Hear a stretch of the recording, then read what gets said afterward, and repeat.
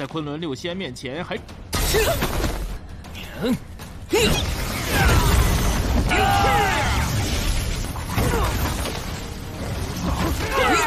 气！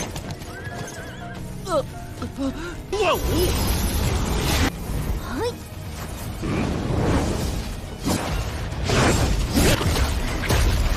锤竟然断了！哦，在这儿断了。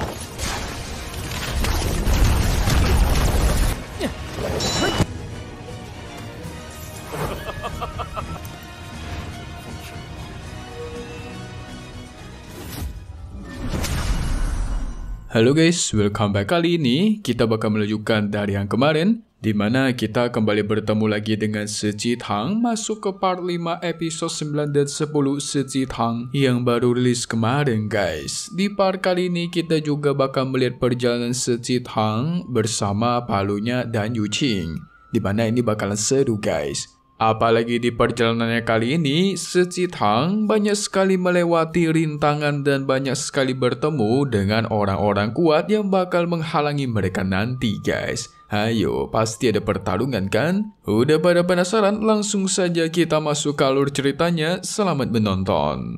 Di part sebelumnya, kita sudah mengetahui kalau Seji Tang dibawa ke kediaman gurunya yaitu Xiao Yao. Xiao Yao juga berhasil menekan racun dingin yang berada di dalam tubuhnya Yu Qing. Tetapi itu hanya sementara guys. Kita juga sudah mengetahui kalau sang raja sekarang itu menekan si Hong She dalam menemukan palu Dewa Bela Diri dengan cepat. Karena dia sangat ingin lepas dari perintah dari pavilion itu guys. Setelah itu kita juga mengetahui yang ternyata penyakit es milik Yu Qing itu berasal dari dirinya sewaktu kecil memakan sebuah ulat sutra es yang berusia 1000 tahun di puncak gunung Fushui. Namun sekarang, Seji Tang yang tadinya tidak mau menjadikan Yu Qing sebagai muridnya pun berubah pikiran guys. Alasannya cukup kocak pula, di mana dia melihat kalau Yu Qing ini memiliki bakat dalam memasak dan dia ingin memanfaatkannya. Menerima Yu Qing sebagai murid supaya bisa makan makanan enak guys. Lalu Xiao Yao juga sudah menunjuk Seji Tang untuk menjadi ketua dari faksi roh ke-339 dan memberitahukan soal teknik latihan yang bernama Roh 9 Matahari. Karena Xiao Yao juga ingin berkeliling ke seluruh negara Secou bersama istrinya, jadi Xiao Yao menyuruh Seji Tang untuk segera berangkat ke Gunung Lincian. Setelah itu, Seji Tang pun pergi ke Lincian. Tapi sepertinya dia di sini tidak tahu guys jalan menuju ke sana. Namun untungnya ada Yu Qing yang sekarang sudah menjadi muridnya dan dia sangat mengetahui di manakah letak keberadaan Gunung Lincian. Di tengah perjalanan mereka harus bertemu dengan Tao Qing bersama dengan para anak buahnya. Awalnya Yu Qing dan Seji Tang tidak memperdulikannya guys dan ingin segera melanjutkan perjalanan saja menghindari masalah. Tetapi karena Tao Qing menahan mereka, pertempuran harus terjadi.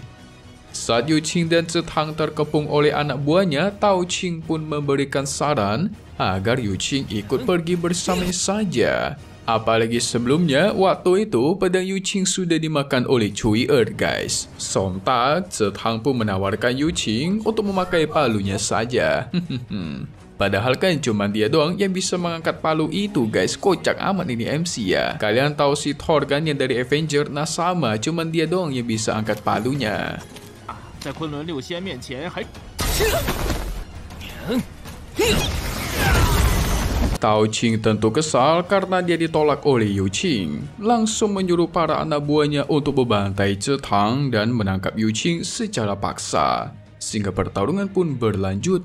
Yu Qing pun langsung mengeluarkan teknik hujan badai salju. Karena semua anak buahnya kalah, Tao Qing langsung mundur guys. Namun sialnya, tiba-tiba perutnya Seji Tang itu kembali mengeluarkan cahaya merah dan merasakan kesakitan luar biasa. Setelah semua kembali normal, mereka pun segera melanjutkan perjalanan. Tidak lama setelah itu, tiba-tiba cuaca di sekitar mereka berubah menjadi mendung. Sontak Yu Qing mengatakan, kalau Su Wei kemungkinan ada di sini, karena dialah yang menjaga perbatasan.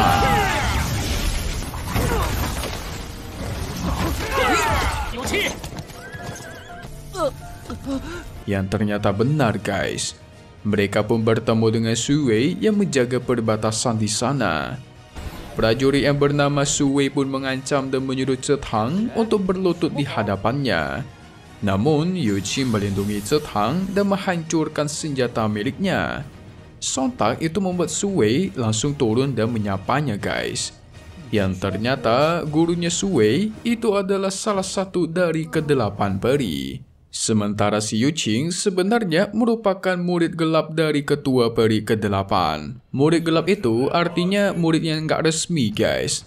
Dengan polosnya Cetang mengatakan apakah Su Wei datang untuk mengantarkan sebuah kuda? Memang banyak bercandaan ini MC ya. 你师兄不认识。小师妹别来无恙啊！哦，我这声师妹当 Sontak Su Wei tersinggung, dia langsung mengeluarkan senjatanya dan mengeluarkan teknik tarian amarah naga untuk memulai pertempuran guys. Lagian ini si Cetang malah nyulut emosinya pula. Pada saat Su Wei dan Yu Qing sedang bertarung, tiba-tiba si Hong Shi juga memantau mereka dari kejauhan. Dia pun menyuruh para anak buahnya untuk menyerang Cetang. Tapi sayangnya para anak buahnya itu dikalahkan dengan mudah. Tentu hal itu membuat dirinya kaget. Sehingga si Hong Shi langsung menawarkan diri kepada Su Wei untuk membantunya mengalahkan mereka. Sontak Cetang tentu bingung dan bertanya soal identitas aslinya si Hong Shi. Datang-datang mau ngebantai orang aja. Namun di sini si Hong Shi hanya mengatakan kalau nantinya dia akan merebut palu milik Si Jitang.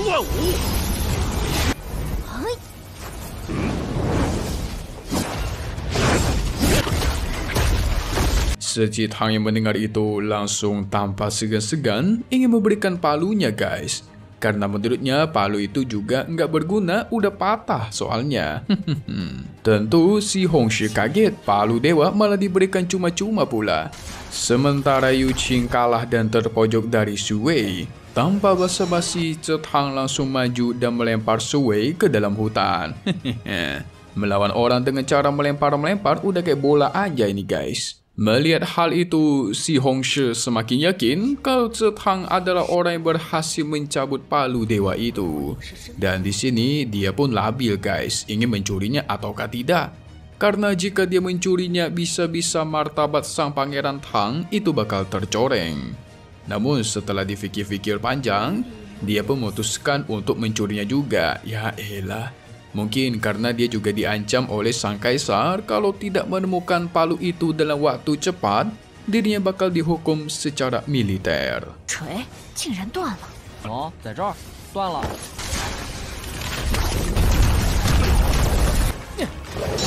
Di sisi lain, Yu Qing yang melihat itu pun ingin belajar gerakan yang baru saja dipakai oleh Si Jitang tadi untuk mengalahkan Su Wei. Cetang mengaku dia cuma nangkap habis itu dilempar, udah kayak bola guys.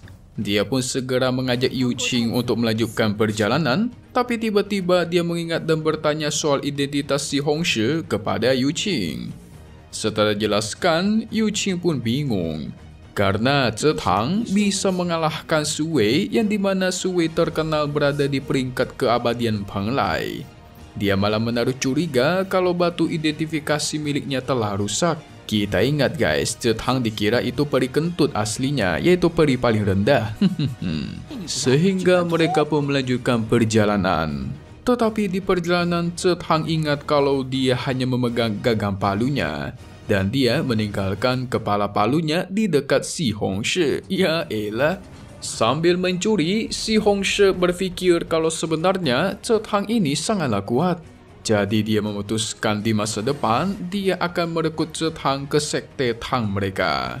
Karena palu itu sudah dicuri, Cetang langsung bertanya kepada Yu Qing. Kira-kira kemanakah si Hong Shi setelah mencuri palu itu? Yu Qing pun menyarankan untuk kembali ke markas Su Wei karena di sana terdapat batu roh besi hitam yang bisa mengidentifikasi kembali kekuatannya Cetang. Namun Cetang tidak tertarik akan hal itu guys.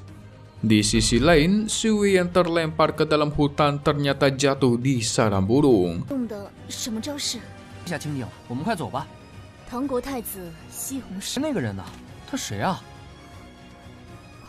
Tapi beruntungnya, dia melihat jangkar emas sayap Phoenix yang legendaris berada di sangkar burung itu juga, guys. Tentu dengan senang dia langsung mengambil senjata itu dan menggunakannya. Karena senjata legendaris ini jauh lebih kuat dari pedang Kunlun miliknya sebelumnya. Dia pun segera kembali menggunakan senjata itu yang bisa terbang, guys. Dan di sini dirinya sangat bangga dan senang karena menurutnya dia adalah seseorang yang sangat beruntung setelah dilempar oleh Seci Tang pula. Apalagi senjata itu bisa terbang, dia pun semakin bangga, guys. Karena dia menganggap dirinya itu seorang prajurit hebat dengan kemampuan terbang. Itu kan jarang-jarang ada ya. Kocak juga ya nih MC-nya ya. Nggak MC, nggak orang-orang lain, kocak semua di Tonghua ini. Ternyata kuat sekali ya Sui ini. Sampai-sampai Yu Qing berada di peringkat atas pun, itu kesulitan melawannya. Namun kemampuan Sui nggak ada apa-apanya dibandingkan Cetang, guys. Buktinya dia dilempar dengan mudah udah kayak barang aja. Sampai-sampai si Hongshi ikut kaget melihatnya. Dan karena melihat itu juga, dia jadi tertarik dengan Cetang dan malah mau merekrutnya ke sekte Tang pula. Belum tahu aja dia. Sebenarnya Cetang itu merupakan anak raja yang udah dibuang, guys. Jadi sebenarnya mereka adalah saudara sih. Kalau ngeliat marganya juga sama-sama depannya Se, mungkin saja mereka saudara dekat atau sepupuan. Tapi Mimin penasaran kan sama kekuatan si Hongshi. Kayaknya dia lebih kuat dari Sui sih, atau setara ya. Soalnya dia utusan langsung dari sang kaisar. Kita lihat saja nanti.